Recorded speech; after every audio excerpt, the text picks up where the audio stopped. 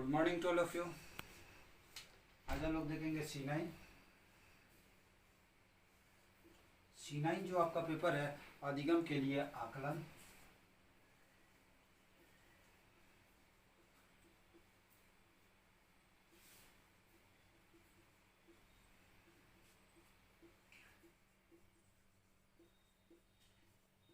अधिगम के लिए आकलन ये आपका पेपर का नाम हो गया। इसके अंतर्गत जो आज हम लोग यूनिट देखेंगे यूनिट 4 होगा। यूनिट 4 जो कि आपका यूनिट 4 पेपर का नाम हो जाता है व्यक्तिगत मनोवैज्ञानिक आकलन।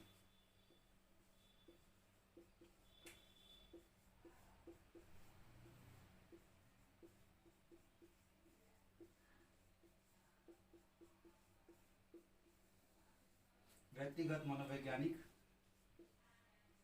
आकलन ये आपका यूनिट 4 हो गया, जो कि B.Ed सेकेंड ईयर वालों के लिए है।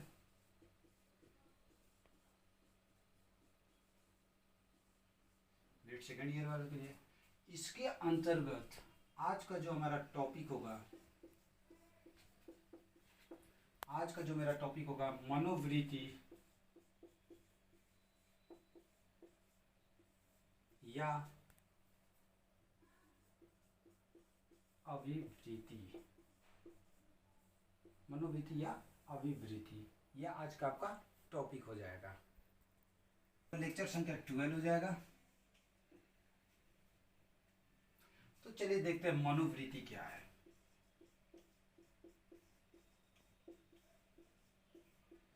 मनोवृत्ति क्या है देखिए, तो कहता है मनोवृत्ति, मनोवृत्ति का अर्थ होता है मन की वृत्ति, यानी कि वैसी सोच। यहाँ पर कहता है मनोवृत्ति व्यक्ति के सोच से निर्भर करता है, यानी कि वैसी सोच जिसको व्यक्ति क्या करता है, देखने के बाद उसको सकारात्मक रूप से या फिर नकारात्मक रूप से दूसरों के सामने प्रस्तुत करता है, या फिर अपने अंदर विकसित करता है।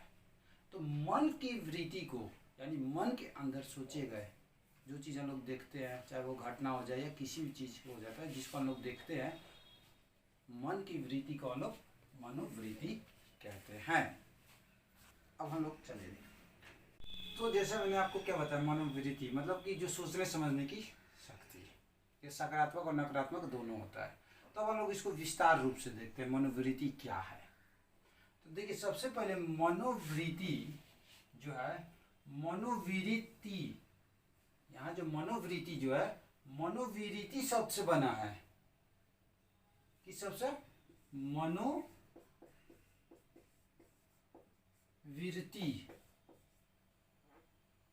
मनोवृत्ति शब्द से क्या है, मनोवृत्ति बना है, जिसका अर्थ यानी सोचने का तरीका।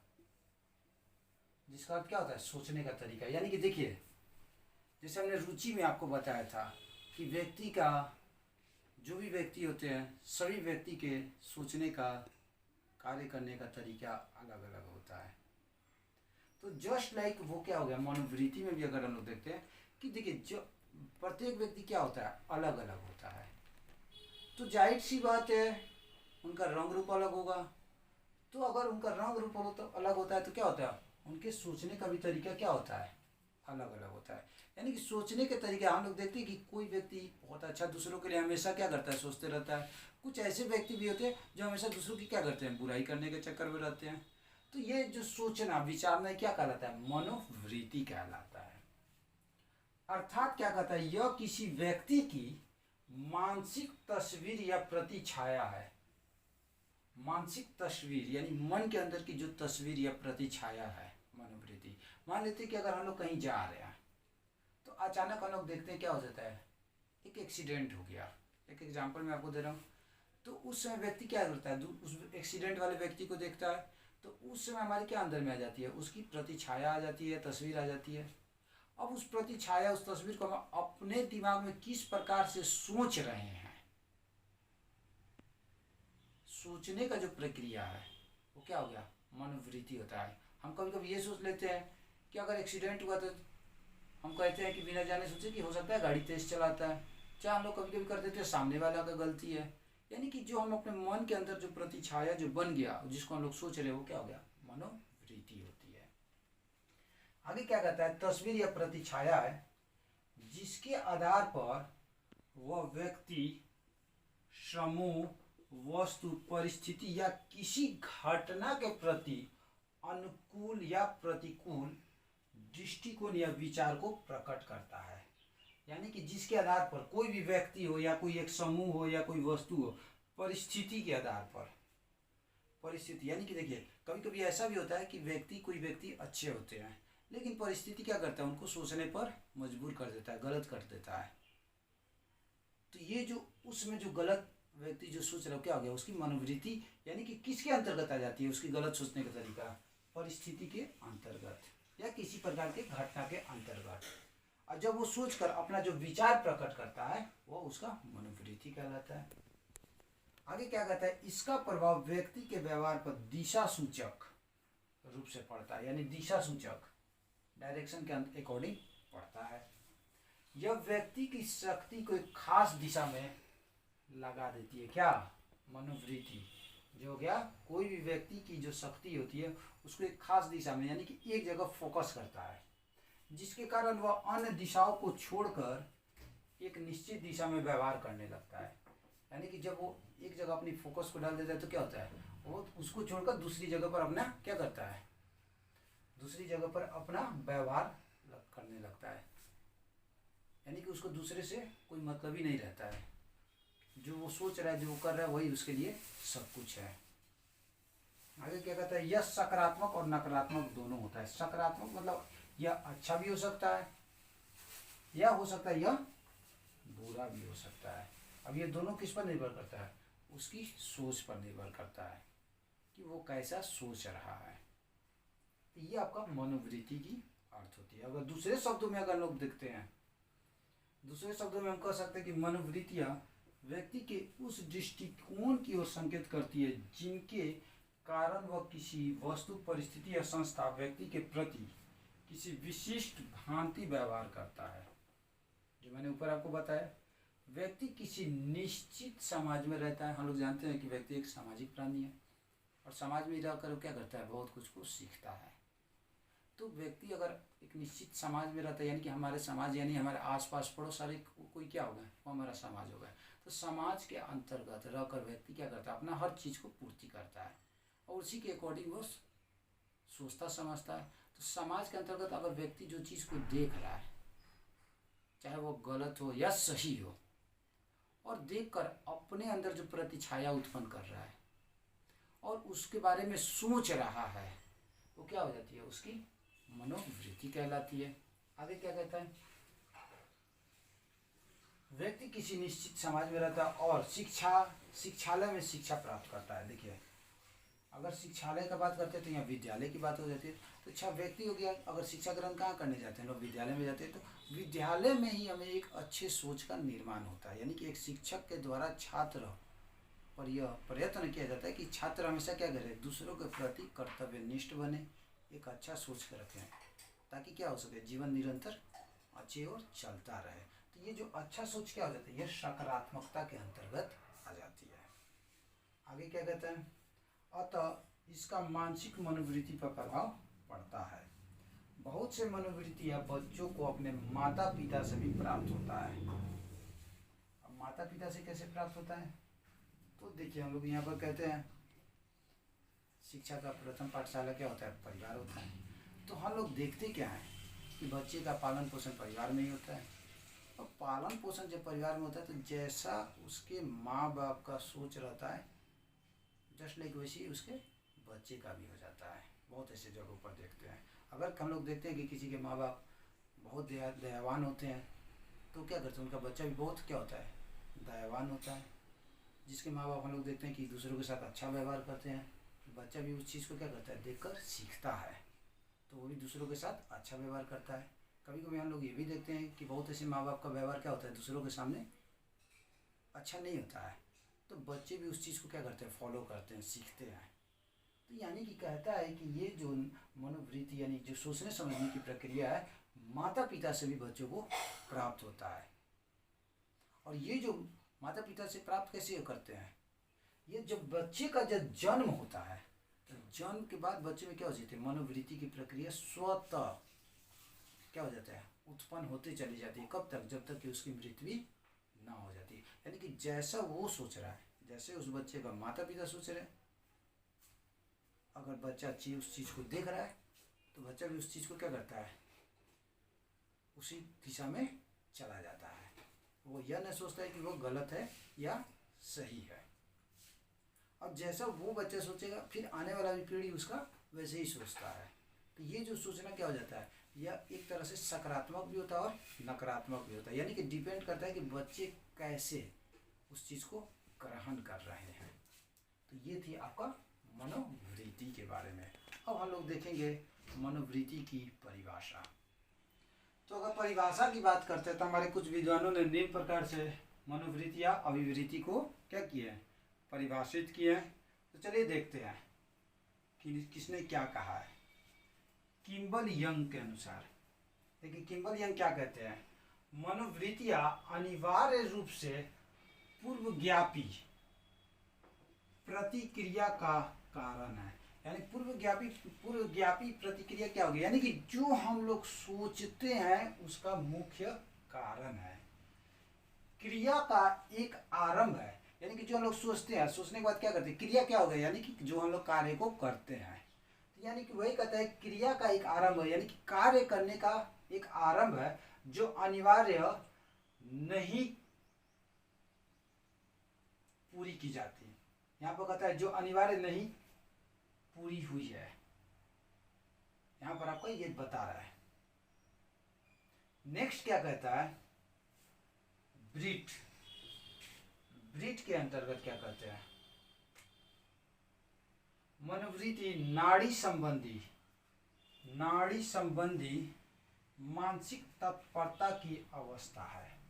मानसिक तत्परता यानी कि जो हमारे सोचने समझने की तत्परता की अवस्था है, जो व्यक्ति से संबंधित सभी वस्तुओं तथा परिस्थितियों के प्रति, यानी कि जो व्यक्ति से संबंधित सभी वस्तु, यानी कि जो भी व्यक्ति के अंतर्गत जो वस्तु आते हैं जो उनकी जरूरी की होती है, या जो भी परिस्थिति के प्रति प्रतिक्रिया निर्देशनात्मक या गत्यात्मक प्रभाव डालती है।